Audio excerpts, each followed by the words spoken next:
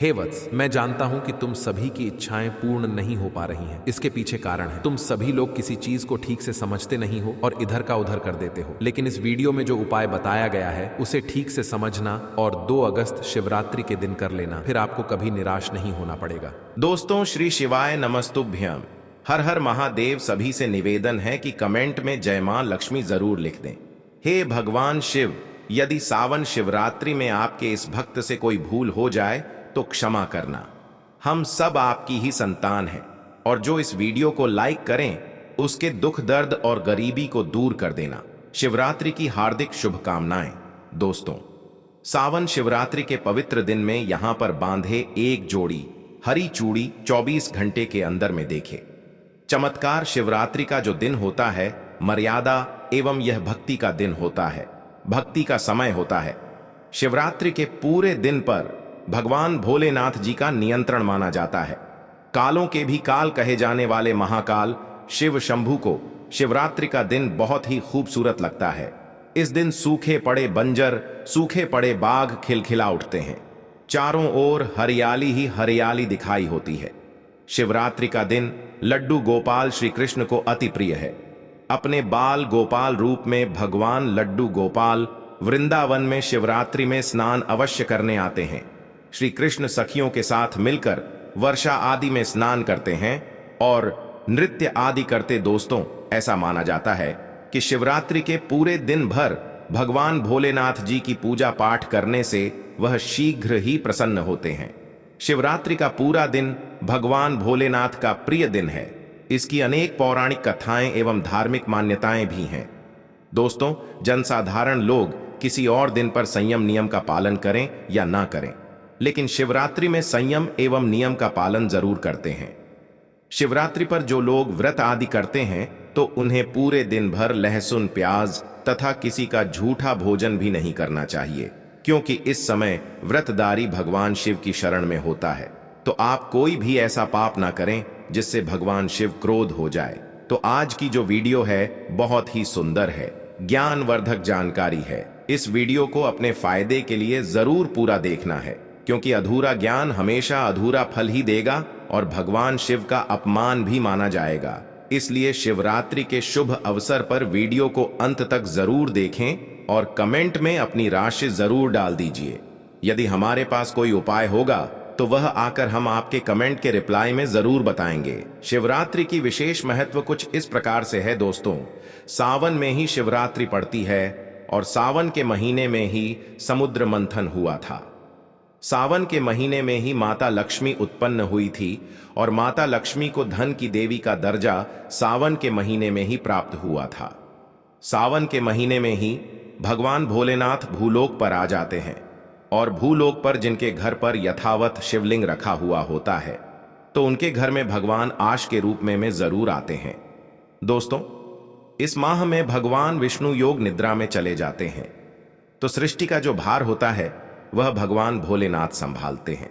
तो आज की जो वीडियो का विषय है बहुत ही सुंदर है कि शिवरात्रि के दिन इस वृक्ष पर बांधे 2 जोड़ा हरी चूड़ी आपकी हर इच्छा शीघ्र ही पूर्ण होगी।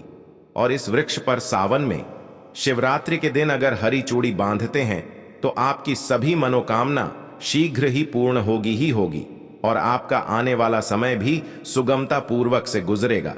और कैसी भी आपके जीवन में जो परेशानी चल रही हो वह परेशानी भी समाप्त हो जाएगी। अच्छी चूड़ी सभी समुदाय के लोग पहनते हैं। हिंदू, मुस्लिम, सिख, ईसाई सभी लोग अपने हाथों में चूड़ियां अवश्य धारण करते हैं। कोई इसे बैंगल्स बोलता है तो कोई इसे कड़े, कोई इसे चूड़ी आदि बोलता है, लेकिन चूड़ी का महत्व सर्वप्रिय है। देवी देवताओं को अति आग करने वाली चूड़ियां मानी जाती हैं। दोस्तों, अगर आप भी भोलेनाथ के सच्चे भक्त हैं तो कमेंट बॉक्स में ओम नमः शिवाय जरूर लिखना।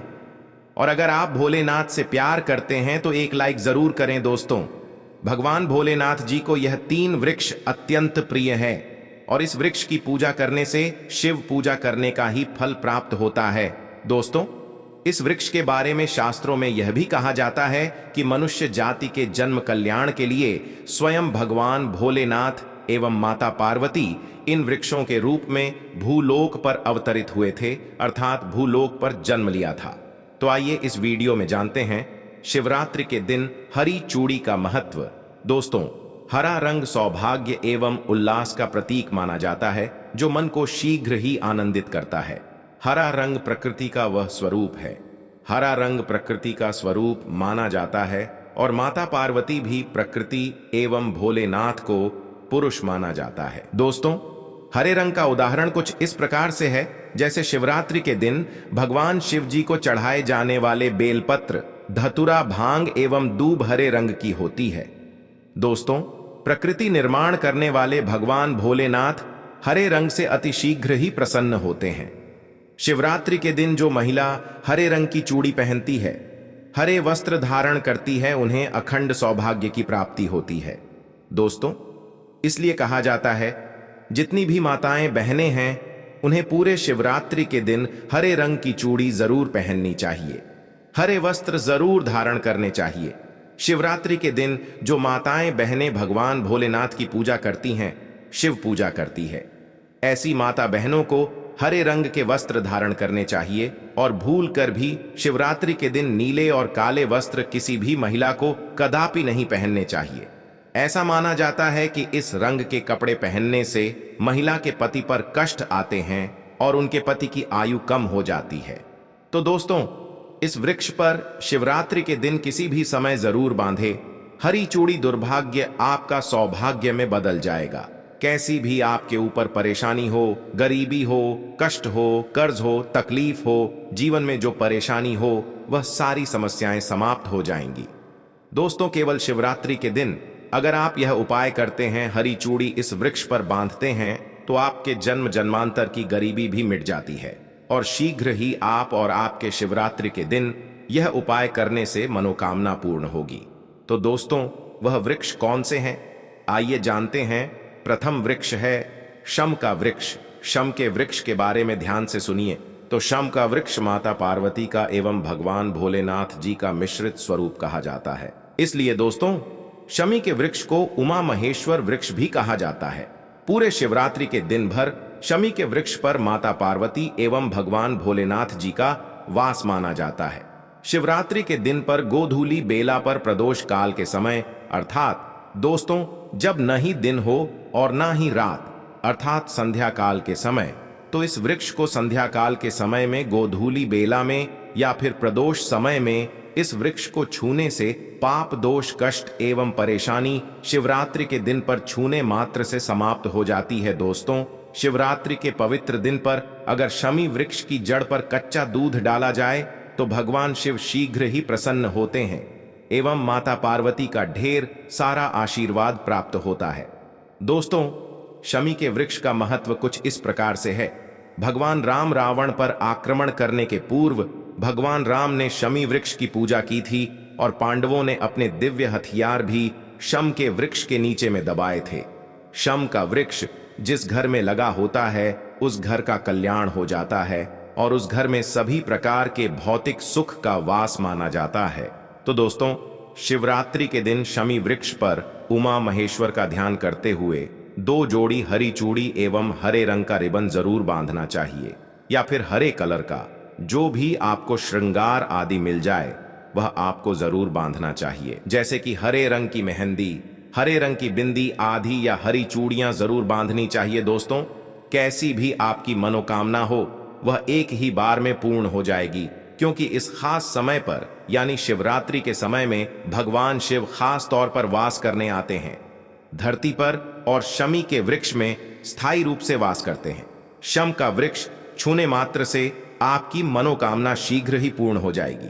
पूरे शिवरात्रि पर अगर शम के पत्ते भोलेनाथ जी को उनकी पूजा में चढ़ाते हैं तो इससे अष्टलक्ष्मी आपके घर में वास करती है। आपके घर में कैसी भी गरीबी हो, दरिद्रता हो, दुख हो, परेशानी हो, गरीबी हो, बीमारी हो, सब समाप्त हो जाती है और पूर्ण रूप से आपके घर में भौतिक सुख निवास करने लगते हैं। दोस्तों, दूसरा वृक्ष है धतूरे का वृक्ष। धतूरे का वृक्ष भगवान भोलेनाथ के उग्र रूप काल भैरव के अंश से उत्पन्न हुआ है। ऐसी मान्यता है कि शिवलिंग पर धतूरे के पत्ते या पुष्प फल चढ़ने से राहु, केतु एवं शनि के कुप्रभाव समाप्त होते हैं। धतुरा के वृक्ष पर शिवरात्रि के दिन अगर 2 जोड़ी हरी चूड़ी बांधे तो शत्रुओं से छुटकारा मिलता है एवं शत्रुओं का सर्वनाश होता है। और दोस्तों, शिवरात्रि के दिन धतुरा का वृक्ष छूने मात्र से भगवान शिव आपके घर में दौड़े चले आएंगे। दोस्तों, अगर शिवरात्रि के दिन धतुरा के वृक्ष पर बाबा काल भैरव का ध्यान करते हुए हरी चूड़ी अगर बांधी जाए तो घर से भूत प्रेत बाधाएं सब नष्ट हो जाती हैं, भस्म हो जाती है। एवं छोटे से धतूरे की जड़ अगर घर के किसी भी कोने में छुपा दी जाए या घर में जमीन में गाड़ दी जाए तो भूत प्रेत इत्यादि का वास घर में कभी नहीं होता है। घर से सभी बाधाएं शिव के वास होने से भाग जाती हैं। दोस्तों, जो तीसरा वृक्ष है वह है बेल का वृक्ष। अगर भगवान शिव को बेल पत्र न चढ़ाए जाए तो शिवरात्रि का व्रत अधूरा माना जाता है और बिना पत्र चढ़ाए ही शिवलिंग पर जल भी व्यर्थ हो जाता है। इसलिए जब भी आप भगवान शिव पर बेल पत्र चढ़ाएं तो 5 बेल पत्रों पर उसके ऊपर में श्री राम अवश्य लिखें। इससे भगवान शिव जल्दी और अत्यंत प्रसन्न हो जाते हैं। दोस्तों, शिवरात्रि में बेल वृक्ष छूने से कई तीर्थों का लाभ मिलता है। शिवरात्रि में इस वृक्ष को क्यों छूना जरूरी है, आइए जानते हैं बेल वृक्ष की महिमा को। बेल का वृक्ष मैं आप लोगों को कई बार कई कथा में बता चुका हूं कि यह जो बेल का वृक्ष है माता पार्वती के स्वरूप कहा गया है। तो यह वृक्ष माता पार्वती के पसीने से उत्पन्न हुआ है। स्कंद पुराण में बहुत ही स्पष्ट तरीके से बताया गया है। इसके पत्ते में शिव और डाली में पार्वती, जड़ में ब्रह्मा एवं तन में विष्णु जी स्वयं रहते हैं। संध्या काल में ऐसा माना जाता है कि शिव मंदिर के समीप में जो बेल के वृक्ष है, इसके नीचे में अगर कोई भी व्यक्ति सावन में शाम के समय, वैसे तो इसे डेली जलाना चाहिए, लेकिन अगर शिवरात्रि के पावन दिनों में शाम के समय अगर भगवान शंकर जी का कोई भी शिव मंदिर है तो उसके किनारे में जो कोई बेल का वृक्ष हो वहां पर बिल्कुल आप एक घी का दीपक जला दीजिए। इसे बहुत ही उत्तम कहा गया है। वैसे अगर आप घी का दीपक जलाते हैं तो आपको धन, गुण एवं परम शिव भक्त की प्राप्ति होती है। दोस्तों, इस वृक्ष को छूने से पाप तत्काल नष्ट हो जाते हैं। कैसा भी आपके जीवन में पाप हो, दूर हो जाता है। तो आपको करना क्या है? देखिए, जो बेल का वृक्ष है इसे बहुत ही उत्तम कहा गया है। माता लक्ष्मी को भी बेल के वृक्ष का अवतार लेना पड़ा था एक कथा के अनुसार। इसके बारे में मैं एक कथा भी बता दूंगा कि क्यों माता लक्ष्मी को बेल के रूप में बेल के वृक्ष में अवतरित होना पड़ा था। तो आपको शिवरात्रि के पवित्र दिनों में बेल के वृक्ष के नीचे हो सके तो घी का दीपक जरूर जलाइए। बहुत ही उत्तम कहा गया है। अन्य वृक्षों को जैसे आपने मक्खन चढ़ाया, बताशे का भोग लगाया, बेल के वृक्ष को माता पार्वती तथा भगवान शंकर का स्वरूप ही कहेंगे। बेल के वृक्ष की जो जड़ होती है, इसके जो मूल भाग होते हैं, इसमें समस्त तीर्थ आकर के निवास करते हैं। इसीलिए शिवरात्रि में कहा जाता है, जो लोग अगर तीर्थ नहीं जा सकते, तीर्थों के दर्शन नहीं कर पाते, तो ऐसे व्यक्ति बेल वृक्ष के नीचे में 1 महीने तक घी का दीपक जला लेते हैं। तो संपूर्ण जितने भी तीर्थ होते हैं, इसके घूमने का बराबर पुण्य की प्राप्ति होती है।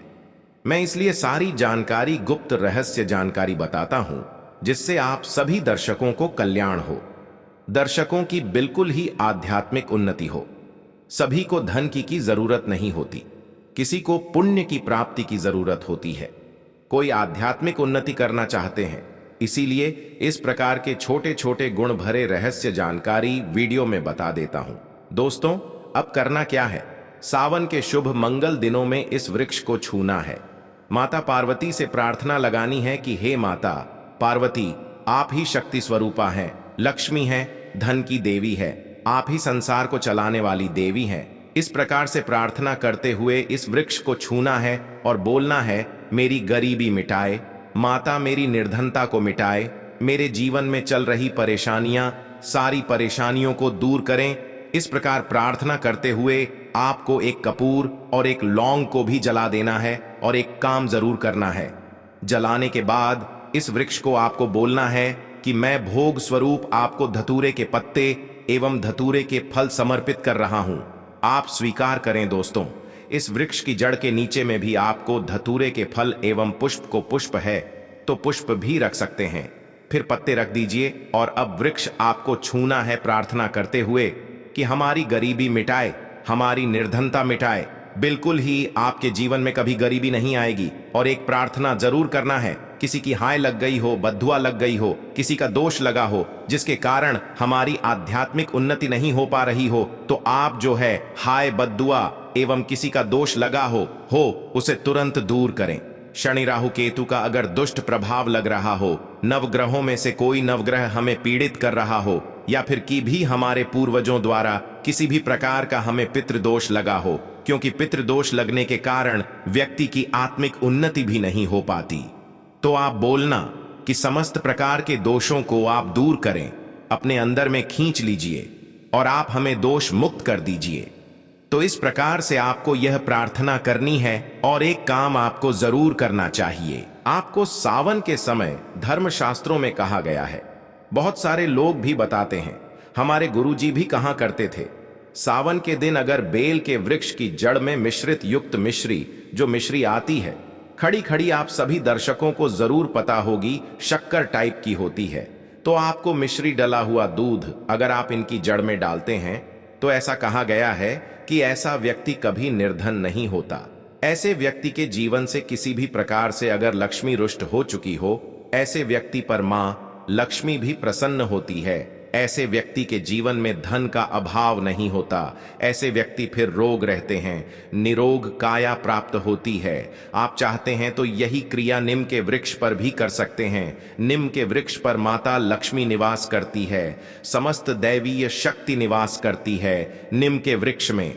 अगर आप जो है सावन के शुभ मंगल दिनों में आपको एक गिलास या फिर एक लोटे सामर्थ्य के अनुसार तांबे के लोटे में आपको दूध डाल करके इनके अंदर जो है अभिषेक करना चाहिए, इनकी जड़ में डालना चाहिए, लेकिन आपको मीठा दूध ही डालना है, मिला हुआ दूध आपको चढ़ाना है, इनकी जड़ में डालना है और गरीबी मिटाने की प्रार्थना करनी है। या फिर जिन लोगों पर कर्जे का भार है वह लोग बोल सकते हैं कि हमारे कर्जे का भार दूर हो, या फिर जीवन में जो किसी भी प्रकार की जो परेशानी है वह परेशानी भी बोल देना, वह परेशानी तत्काल यह वृक्ष समाप्त करते हैं और आपको इसे छू करके आ जाना है। दोस्तों, सावन में आप इन वृक्षों को जरूर छुए, आपका कायाकल्प हो जाएगा, भगवान शिव आपके ऊपर मेहरबान हो जाएंगे, आपकी भक्ति की कामना आराधना पूर्ण हो जाएगी।